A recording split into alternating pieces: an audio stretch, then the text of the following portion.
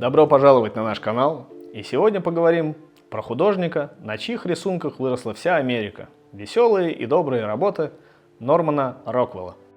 Норман Роквелл родился в 1894 году, американский художник, картины которого с детских лет обожают многие американцы. Роквелл 50 лет сотрудничал с культовым журналом The Saturday Evening Post. В свое время он был самым популярным еженедельным журналом в США. Предназначался для среднего класса и семейного чтения, печатал истории жизни простых людей, давал обзор текущих событий, а главное, в нем были оригинальные рассказы и великолепные иллюстрации художников Джозефа Лейдекера и Нормана Роквелла. Иллюстрации Роквелла предназначались для всех возрастов, часто имели юмористический подтекст и особенно полюбились многим юным читателям.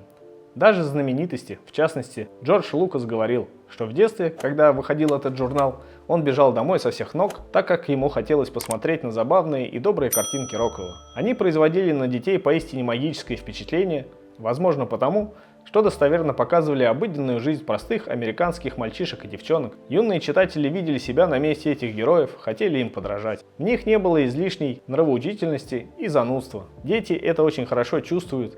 Лишь ненавязчивые примеры, как следует поступать в тех или иных случаях. А еще каждая картинка – это отдельная история, смешная, трогательная, побуждающая лучшие чувства. Роквелл обладал редкостным умением ненавязчиво изобразить на картине базовые понятия о любви, верности, порядочности, доброте, так, чтобы они были восприняты и поняты детьми, и при этом были действительно интересны. В будущем, когда некоторые юные фанаты рисунков добились успеха, они не забыли творчество художника, на котором выросли. Джордж Лукас выделил $500 000 для музея, посвященного жизни и творчеству наследия Роквелла. Стивен Спилберг на пару с Лукасом организовали выставку рисунков этого художника. И неизвестно, сумели бы они стать по-настоящему знаменитыми режиссерами и снять культовые фильмы, если бы в детстве не были столь яркими фанатами творчества Роквелла. Великие дела иногда начинаются с малого, а развитие личности с правильных базовых понятий и чувства прекрасного, заложенного в детстве. Норман Роквелл рисовал обычных людей самого разного возраста, с симпатией, теплотой и немалой долей доброго юмора. И вот эта манера нашла самое широкое понимание у простых американцев. Далеко не всем было близко и понятно авангардное искусство Поллока или картины Фрэнсиса Бэкона. А вот рисунки Роквелла нравились практически всем. У него было огромное число поклонников, но при этом, несмотря на успех и всеобщее признание, Роквелл оставался очень скромным человеком. Он долго жил в провинциальных американских городках, про которые говорили, что это отличное место, чтобы повеситься, и лишь позже совершил поездку почти по всему миру. Несмотря на искреннее благородство, твердые убеждения, отличался склонностью к меланхолии, примерно как замечательный пейзажист Исаак Левитан. Возможно, потому и драматические моменты на своих рисунках он умел передавать с необычной точностью и в нужной пропорции.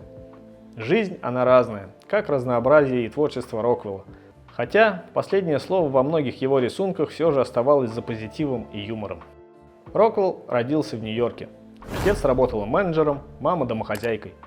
Способности к рисованию он стал проявлять в 7 лет, а на мировоззрение большое влияние оказали произведения Чарльза Диккенса, который отец вместо сказок на ночь читал сыну.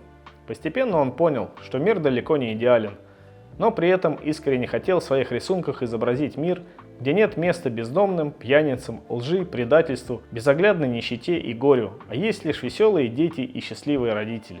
Да, пусть это лакировка действительности в чистом виде, но хотим ли мы в детских рисунках видеть всю правду жизни? Норман был долговяз и отличался нескладным телосложением. В отличие от своего брата, настоящего красавца-спортсмена, по которому уже в юности сохли все местные девчонки, он увлекся не спортом и не любовными похождениями, а рисованием. Потому уже в 14 лет он твердо решил стать художником и стал учиться в Нью-Йоркской школе искусств. А потом его карьера развивалась стремительно и по нарастающей. В 19 лет уже художник журнала для бойскаутов Boys Life. А в 22 года открыл на пару с карикатуристом Клайдом Форсайтом свою художественную студию. Форсайт работал в самом популярном американском журнале The Saturday Evening Post и замолвил словечко для Роквелла перед боссами культового американского журнала Post, чтоб тот рисовал рисунки для обложек этого издания. В итоге за 47 лет Роквелл создавал рисунки для свыше 300 обложек этого культового журнала, которые называли «Зеркалом Америки». Действительно, На то зеркало хочется смотреть, пусть оно и отражает действительность в несколько приукрашенном виде. В 30-е годы Роквелл поработал в Голливуде. Он захотел немного отвлечься и сменить обстановку после тяжелого расставания со своей женой Ирен О'Коннор. Там он написал Гарри Купера в роли ковбоя для рекламного плаката фильма с его участием, а заодно в поисках сюжета для своих картин постарался изнутри изучить жизнь фабрики грез. Вот только в тех работах приукрашиваний и безоглядного оптимизма было мало, да и предназначались они больше для взрослой аудитории. Отошедшие от дел актеры, до которых уже никому нет дела, потерявшие от свалившейся славы ощущение реальности кинозвезды, молоденькие девушки, приехавшие в поисках славы и богатства в Голливуд и вынужденные подрабатывать древнейшей профессией.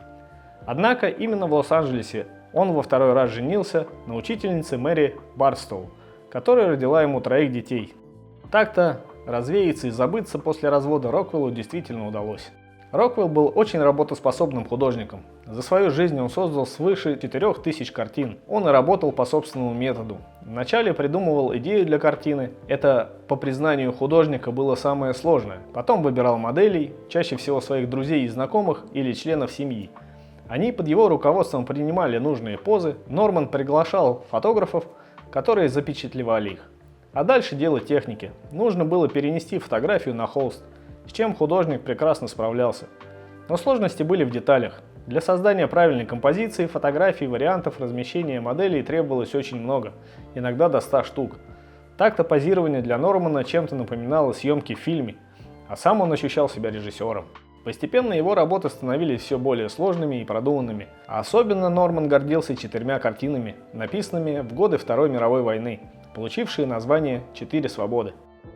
Роквелл прожил 84 года и в конце жизни говорил: «Каждая картина для меня – это как новое приключение. Я иду вперед, не оглядываясь назад. И искренне надеюсь, что меня ждет еще много интересного».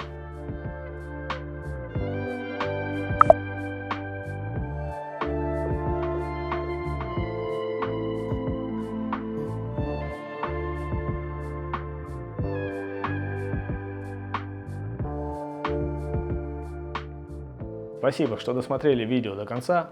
Лайк и комментарий – отличный способ поддержать канал и автора.